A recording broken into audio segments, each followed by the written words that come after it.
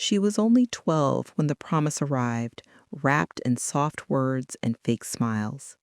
In the dusty streets of her small village, Lucia had learned early to keep her head down, to carry buckets of water from the community pump, to cook for her younger siblings while her parents searched for day labor.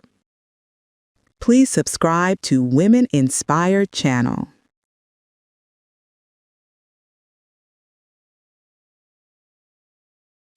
The air smelled of earth and smoke, and the sound of roosters mixed with distant radios playing old songs.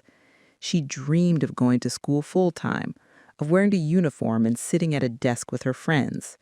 But her life was defined by chores and survival.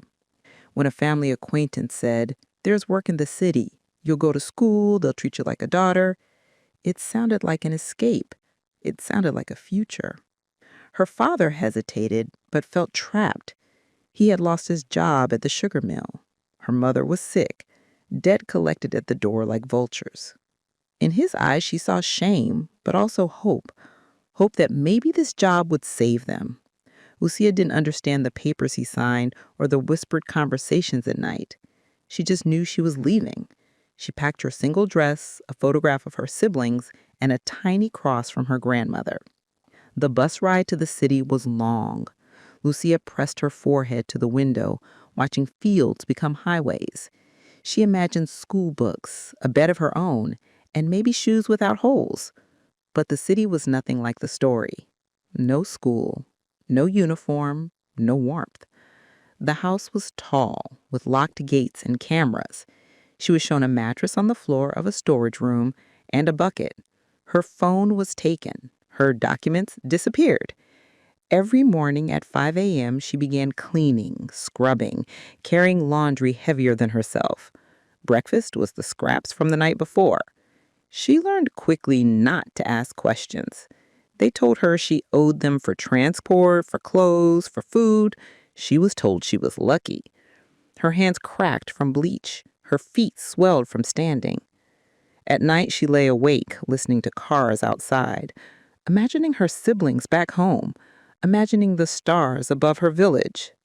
Weeks turned into months. Her back bent under buckets of water and trays of food. She was 12 going on 30. She grew taller but thinner, her eyes dull from exhaustion. Sometimes she caught a glimpse of herself in a mirror and didn't recognize the face. At night, she whispered prayers into her thin pillow, trying to remember the faces of her siblings.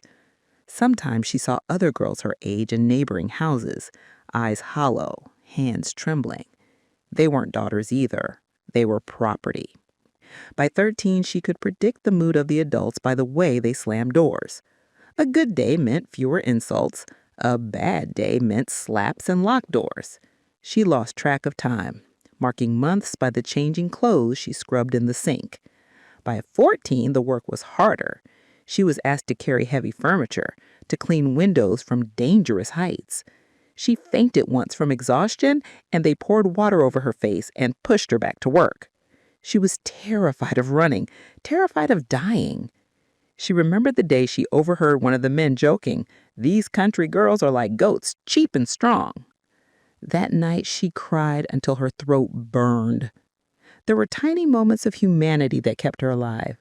A delivery driver who once slipped her a piece of candy.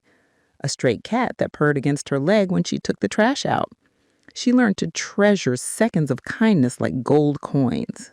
The turning point came with a neighbor across the alley, an old woman who always fed stray cats. Lucia had been sent to throw trash out, and the woman caught her eye. She mouthed the word, "okay." Lucia shook her head, barely perceptible. It took weeks of small glances, tiny gestures, before she dared to whisper her name through the iron fence. The woman's name was Rosa. She listened, asked nothing, and pressed a small piece of paper into Lucia's palm with a number on it. "Call if you can," it said. Lucia hid it in her chute. For months, Lucia rehearsed escape in her mind. She dreamed of running, but woke paralyzed with fear. Then one night, after a violent argument inside the house, she slipped out with the trash and begged Rosa to help. Rosa called an NGO she knew. Within days, the police raided the house. Lucía was shaking so badly she could barely stand. She had been captive for 3 years.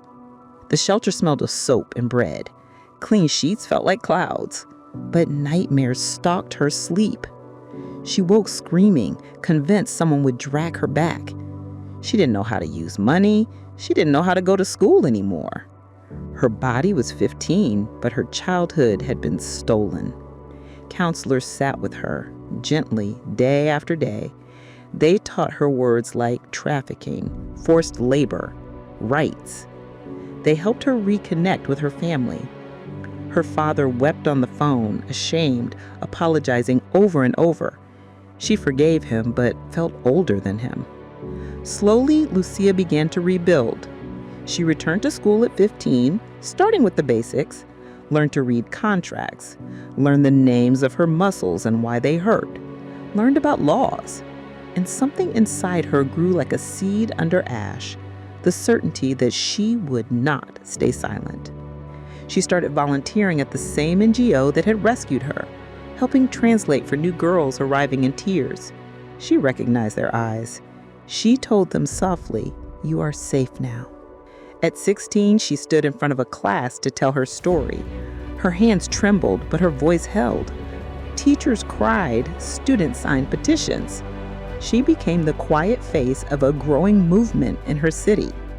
She started therapy groups for survivors, sitting on floors, holding hands, crying together. She learned how to write grant applications, to speak on radio shows, to lobby local officials. Years passed. By 20, she was in university, studying social work and later law. She worked nights cleaning offices, saving every coin, living in a tiny room with a single window. She sent money home. She visited Rosa, the old woman, who risked herself to call the NGO. She thinks of her father, who finally understood and now helps run community workshops in their village. And she realizes the cycle is breaking. Her story doesn't end with applause or a medal. It ends with an ordinary morning. She wakes at 5 a.m., drinks coffee, and reviews case files. Another girl has been reported missing. Another village needs a visit. Another father needs to be convinced. It's endless work, but it's hers. And somewhere, a 12-year-old girl may be spared the years Lucía lost, because someone will answer a phone, someone will come, someone will knock on the door and say, "You're safe now."